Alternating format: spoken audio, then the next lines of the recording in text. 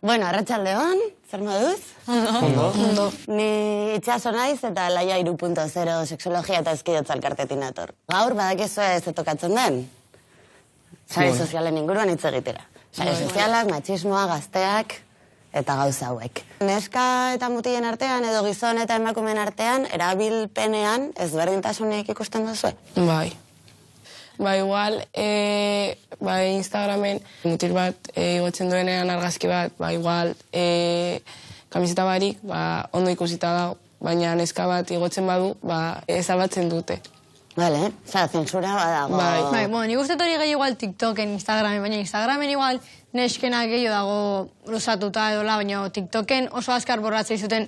Zatetza bikinian eta ja borratzei zute, eta mutilak ero ikuste dituzu, eta Egunerokotasunean, guk kalean, erraxagoa da ikustea mutil bat kamisetai gabe, emakumeat kamisetai gabe ikustea baino. Okerro ikusita dago emakumeak kamisetai gabe ikustea. Orduan hori sare sozialetan ere horren erreflexua da. Esango zenukete sare sozialetan erasoak gertatzen direla? Bai. Gehiegi. Bai. Eta berdin sare sozial guztietan edo ezberdintasunik... Instagram eta TikToken. Ikerketek orokorren esaten dute TikTok dela eraso gehien ematen diren plataforma. Bai, igual TikTok ero, esan dagoen bezala igual dago parati bezala. Orduan, hori publikoagoa da. Orduan, uste edo zein iristen da bezala.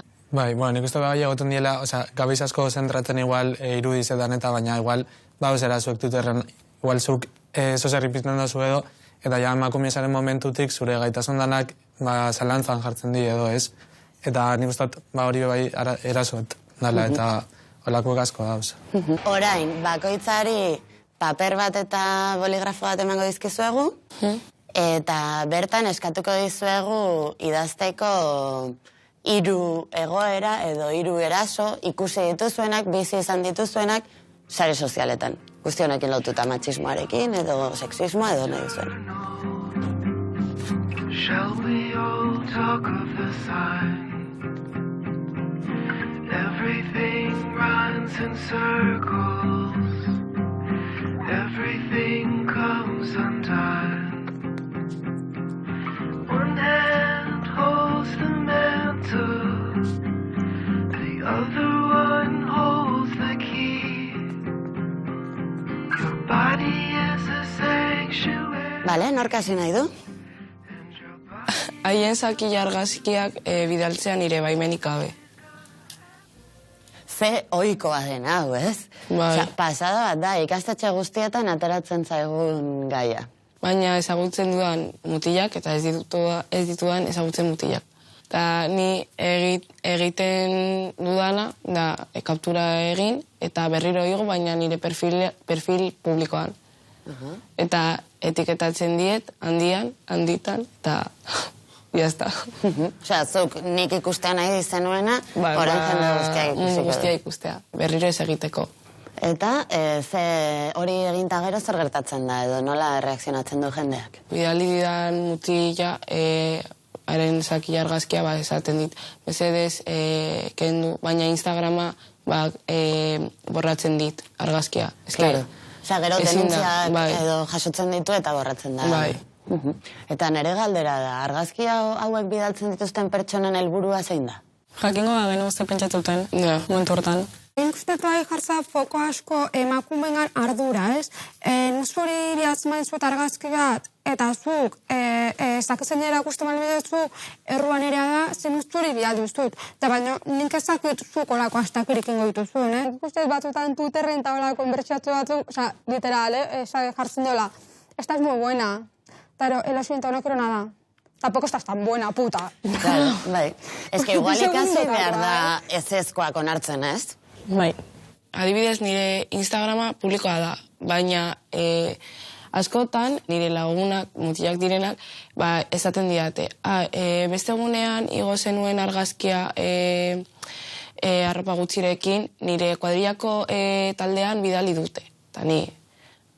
Eta eske erakusten dit, zer esaten duten, eta dena komentario sexistak, eta komentario zutxarrek, eta nire ez zait importatzen. Haiek pentsatzen dute, hori egitea ez dagoela txarto, ondo dagoela, que buena está, no sé qué, eta hori pentsatzen dute, sexualizatzea ona dela, eta ez da ona. Eta hor, niri, gauza da, jende pila bat dagoela talde horietan. Eta gehienetan, argazkiak publiko egiten dituztenak edo gutxi batzuk dira. Eta hor, beste guztiek kriston boterea dute gauzak aldatzeko. Eta gehienetan ez da horrela izaten, ez? Ez dago inor, WhatsAppeko talde horretan esaten duena, venga, pasatzen ari zarete, ja bale, ez? Edo oso gutxi gertatzen da, igual gehiago behar ditugu horrelako komentariak. Bale, oso ondo, oso interesgarria. Nork jarraitu nahi du? Nik aukeratu dutena da, nik uste dut, nonoz danok egin izan dugun erasoa dela. Eta da, adibidez, emakume batek beran argazki bat igotzen dauenien, eta ez dakit kuadrillakin edo lagunen artien, argazki hori komentatzen azten garenien. Plan, zelan, dekogun hain barneratute, dekogula ez dakit eskubide osue, emakumeen gorputzan inguren komentatzeko eta berbaiteko, eta nik uste dut danok egin dugula, nonoz. Gazoituzun komentario gatekan, igual urrengoan, fijatzea zure gorputza, fijatzea, hori esatezu, eske hemen tripa, edo hemen eskua, edo hemen kurba, ezakize, eta orduan hor ja sartzen zea, beraiek nahi dizuten jokuan, beraiek nahi dizuten eraman area. Gauza da, emakumeen gorputza normalizatu behar dena, gorputz bat, zerbait naturala da, eta normalizatu behar da. Baina, pixka dau joku hori ez, nun dau normalizatza, nun dau hipersexualizatzea, eta azkenen, nik uste jendean orokorren eza igotzen argazki bat, bere gorputza eremu natural bate lagunekin, baina nik uste gehiago da normalen, ispiluen argazki postura kontrolauta, eta normalen hori, zuk ikusten badezu gehiengok, emakumeek bere gorputzen argazki igotzen normatiba dira. Edertasun norman sartzen dira. Badare batzuk ez baina normalen bai. Bukatuko dugu komentatzen, sare sozialek ere badutela bere alde positiboa. Orain arte, esan dugun guztia oso negatiboa izan da. Eta berez, sare sozialek ez dute zergatik negatiboak izan behar, ez? Adibidez, niri bururatzen zait, anistasunaren ikusgarritasun aldera superpositiboak direla sare sozialak, ez? Nire ustez, izan da, badago mugimendu oso positibo bat zentzu hortan, badauzko adibidez influenzerrak zentzu txarren, ez? Influenzerrak edertasunen kanonak betetzen dituztela. Influenzerrak patriarkatuan patroiak betetzen dituztela. Baina baita ere badago mugimendu oso iraultzaile bat. Eta adibidez, ez dakit, gu igual 14 urteekin jasotzen genuen informazioa, ez dakit, loditasunan inguruan, edo machismoan inguruan, bravo, talako erregistekin, eta ez daukez ere ikusirik, oain ematen agian informazioekin. Neri adibidez asko ustetzela argazkilaritza mundua, eta orduan baita atazkenan, atatzei duzun argazkiak igual, eta zetezu atatzei duta, niretzat bakarrik dituzu hor gelan, edo azkenan, igual baita ikustezu jendari bialtzizkiozu, edo igotzezu, eta ikustezu jendari gustatzen dezkiola, eta olako gauzak, orduan hori ondo dagoela editatzea, eta olako, zuki guzteko ere jendari gustatzaiola, eta igual animatzea, eta... Orain arte ikusi dugun bezala, sare sozialek badute bere alde positibo eta bere alde negatiboa, ez? Hasieran esan duzun bezala, gizartearen islada bat dira. Eta gure gizartea, gizarte matxista bat baldin bada, hori ere ikusiko da sare sozialetan.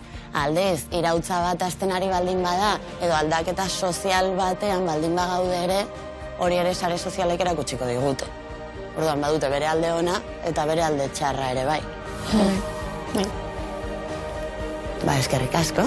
Zuri.